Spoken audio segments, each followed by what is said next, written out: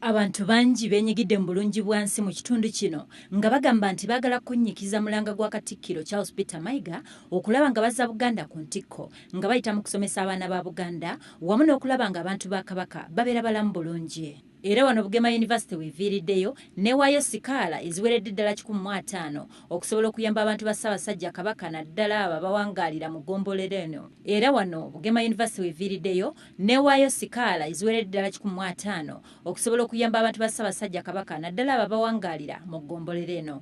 Omuwandiisi w'ettendekero lino Justin Lwanga agamba nti bakugenda mu maaso okuyamba abantu ba beene.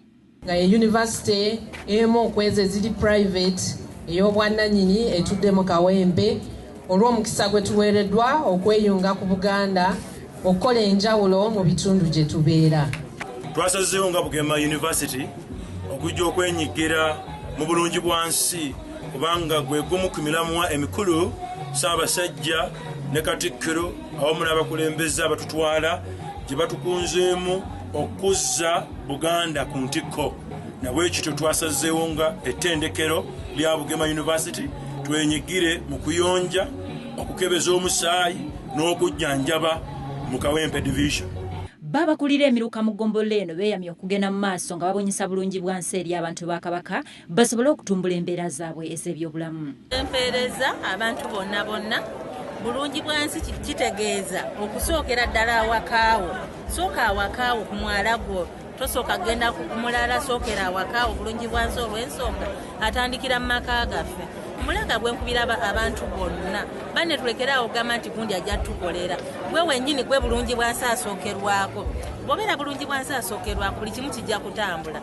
Kakati ffe nno mu Kawempe leero tukoze olunaku Bulungi Bwansi ow'omuggundu mwe tukoledde olusisira kuba Sssabasajja yatugamba lwe tubeere n'ensiisira.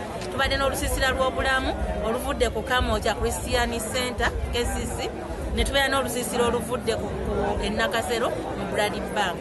Ekibadde kiddizibwa Bulungi Bwansi okulabika nti esereba kwe kulabika nti tubadde tufunyeemu abantu baffe ab'emiruka ababadde nga tebateekayo maanyi power mu bitundu. Ne ku luno tusazeewo okulabika nti tukwata ettiimu ey'abavubuka ab'amaanyi n'abatongole ab'amaanyi tugenda kukolera Ssaabasajja Kabaka asiime. Olw'ensonga Kawempe twagala tugizze ku ntikko. Amyuka Kago Agnes Sempala era asabye abaami ba Kabaka okwongeramu amaanyi wamu n'okujjukira nti kino kyakuyamba nnyo okulaakulanya ensi Buganda. Ono asabye abantu okugenda e Butambala ku lunaku lwa Sande okubugiriza omutanda ku Amatikira ge ag'omulundi ogwa 23. Bulungi Bwansi okuva edda n'edda yatuyitimusa.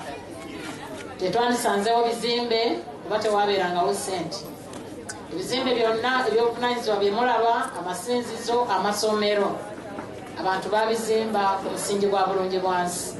Oluvannyuma lw'okukola Bulungi Bwansi mwe bagogoledde emyala, okwera enguudo wamu n'okuyoola kasasiro mwana wattu Egombolola eno kaakati buli kitundu kirabika bulungi ddala.